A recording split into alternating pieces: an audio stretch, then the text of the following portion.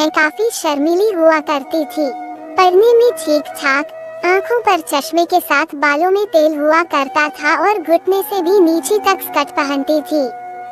पर जैसे ही मैंने 10वीं पास की, मेरा चश्मा लेंस में बदल गया, स्कर्ट शॉर्ट हो गई और बाल ट्रिमा हो गए। 12वीं तक आते आते मैं स्कूल में काफी पॉपुलर हो चुकी थी। कहने का मतलब है कि मैं एक भद्दी लड़की से खूबसूरत सिंड्रेला बन चुकी थी। बोर्ड का एग्जाम खत्म होने के बाद छुट्टियां बिताने के लिए मैं अपनी कजन के यहाँ चली गई। एक दिन जब हम अपनी गाड़ी से जा रहे थे, तब रोड पर मेरी विंडो के सामने एक गाड़ी का शीशा धीरे धीरे उतरा। उसमें एक लड़का बैठा हुआ था जो लगातार मेरी ओर घूरे जा रहा था। छुट्टियां खत्म हुई और मेरा रिजल्ट निकला। तभी मुझे एक अज्ञात नंबर से फोन आया। मुझे बताया कि ये लड़का मुझसे कितना प्यार करता है। जैसे जैसे मैं ये शब्द सुन रही थी, मेरे दिमाग में उसी लड़के का चेहरा घूम रहा था जो मुझे उस दिन अपनी गाड़ी के शीशे से घूर रहा था। ये वही लड़का था जो अपनी कैसनोवा इमेज के लिए जाना जाता है। मैं एक सिंपल और वजन लड़की थी। मैंने सोचा कि मुझे इस लड़के के साथ डेटिंग करनी चाहिए और इसे बदलने की कोशिश करनी चाहिए। हमने मिलना जुलना शुरू कर दिया और यह मुझे अच्छा लगने लगा। मुझे लगा कि इस लड़के के बारे में जो लोग बोलते हैं वो एकदम गलत है।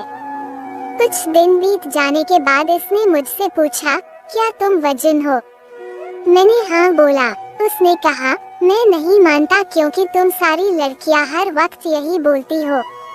मैंने बोला, ठीक है, कोई जरूरत नहीं है भरोसा करने की, शादी के बाद तुम्हें खुद ही पता चल जाएगा।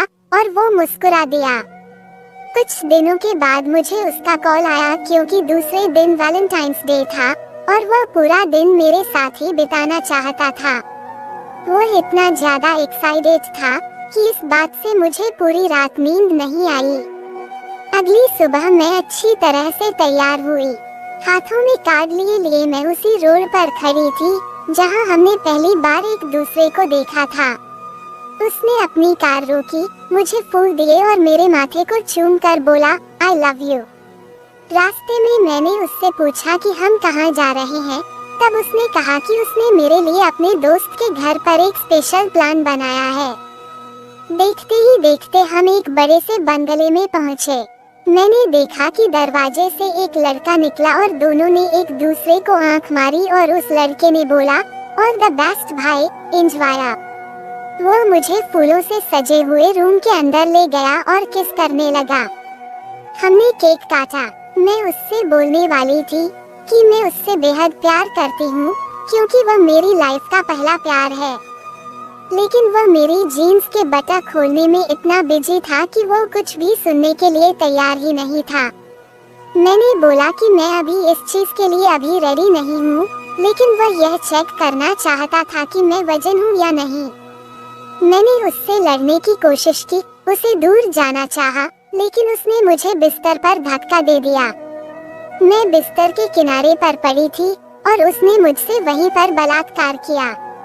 मैं रो रही थी और छोड़ने की जिद कर रही थी, लेकिन वह एक नहीं सुन रहा था। जब उसने मेरा रेप करना बंद कर दिया तब उसने कहा, wow, you really are a virgin. मैं उठी और इतना रोई कि मेरी आंखों पर लगा मेकअप पूरी तरह से फैल गया। सब कुछ खत्म होने के बाद उसने मुझे उसी जगह पर लाकर छोड़ दिया जहां से उसने मुझे उठाया। उस दिन मैंने अपनी मासूमियत खो दी। मैंने इस दिन की कल्पना कभी नहीं की थी। कुछ सालों के बाद मैंने जिस इंसान से शादी की जिसकी पहले ही शादी हो चुकी थी, लेकिन मेरे से यह बात छुपाई गई। मेरे लिए यह फिर से एक रेप जैसा अनुभव था। इस बार मुझे इमोशनली रेप किया गया था क्योंकि इस बार मैंने खुद को पूरी तरह से इसके हाथों में सौंप दिया था। मेरा पति मेरी बिना इच्छा के मेरे साथ सेक्स करता था। अब मैंने डिवोर्स ले रखा है, लेकिन कभी भी मैं ये सोचती रहती हूँ कि आखिर मेरी गलती क्या थी।